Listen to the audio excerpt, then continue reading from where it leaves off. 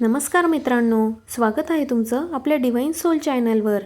जय श्री गणेशा, जय देवी लक्ष्मी माता।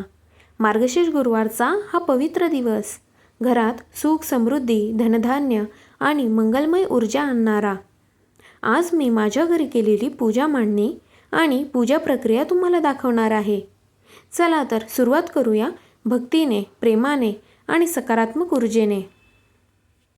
सर्वप्रथम मी पूजेची जागा स्वच्छ करून व्यवस्थित तयार केली। जागा स्वच्छ झाली की मंदिरासारखी पवित्रता जागते। त्यानंतर इथे मी पाट ठेवला आणि त्या पाटाला देखील स्वच्छ पुसून घेतले। त्यानंतर लाल रुमाल पाटावर टाकला, कारण लाल रंग शुभत्व व मंगलाचे प्रतीक मानला जातो।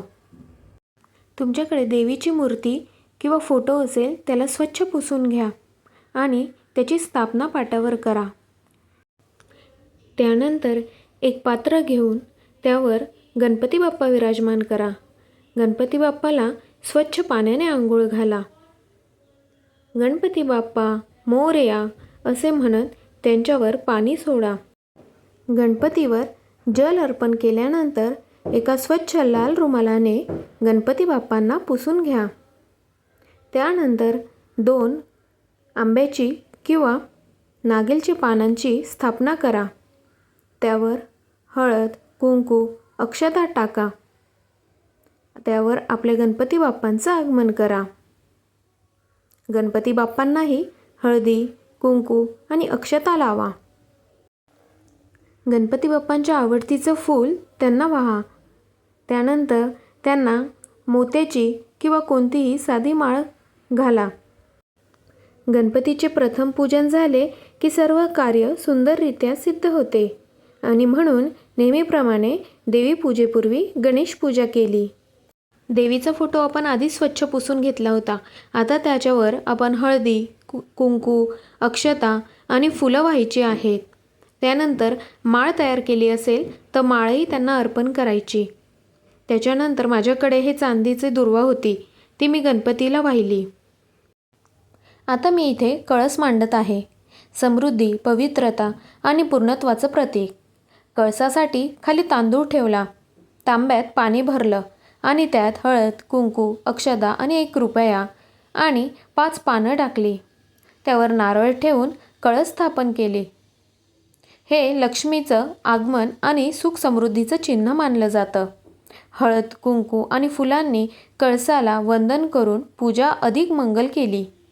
कळस म्हणजे घरातील शुभ शक्तीचा वास, पूर्णता, संरक्षण आणि मंगलाचा आशीर्वाद। पूर्ण कळसाला हळद, कुंकू, अक्षता आणि फूल वाहिले। आता मी प्रसाद म्हणून केळी ठेवत आहे, त्यावर हळद, कुंकू लावून फुलं वाहिली। समृद्धी आणि मंगलाचे प्रतीक। नैवेद्यासाठी शुभ अशी केळी अर्पण केली। हळद, कुंकू आणि फुलांनी पूजा पूर्णत्वाकडे गेली। आता इथे मी महालक्ष्मी महात्म्याचं पुस्तक ठेवत आहे, त्याला हळद, कुंकू लावून फुलं वाहिली। हीच भक्तीची आणि ज्ञानाची पूजा। आता दिवा लावून घ्यायचा आहे। दिवा म्हणजे फक्त प्रकाश नाही, तर अंधाराकडून प्रकाशाकडे जाण्याचा मार्ग। घरातील नकारात्मकता दूर करून सकारात्मक ऊर्जेचा आणि मंगल भावनेचा प्रकाश पसरवणारी ही एक अत्यंत पवित्र क्रिया। अगरबत्तीचा सुगंध म्हणजे भक्तीचा श्वास, तो वातावरण निर्मळ आणि शांत, पवित्र करतो।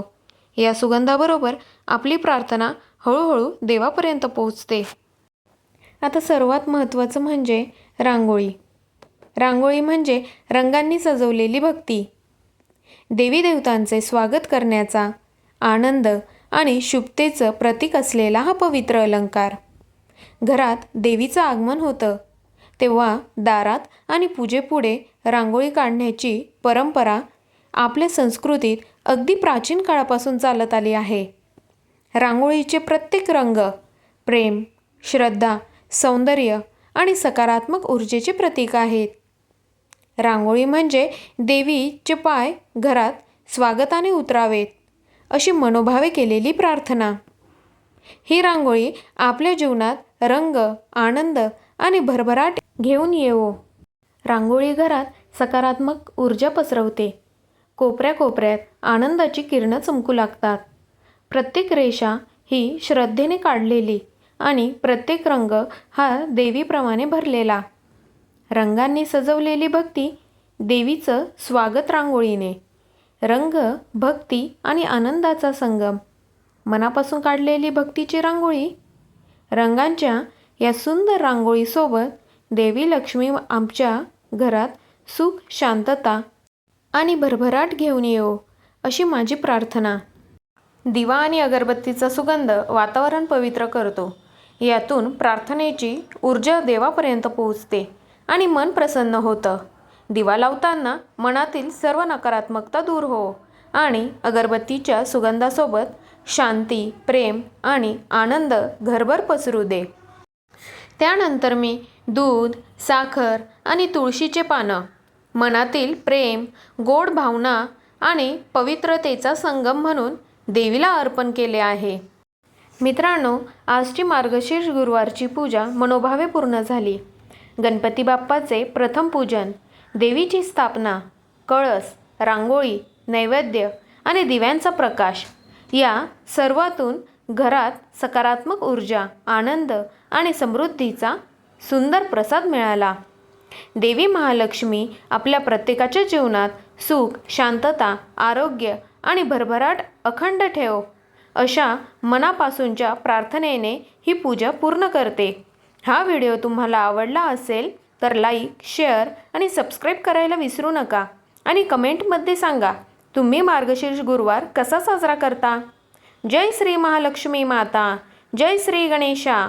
सगळ्यांच्या आयुष्यात प्रकाश आणि समृद्धी नेहमी उजळत राहो.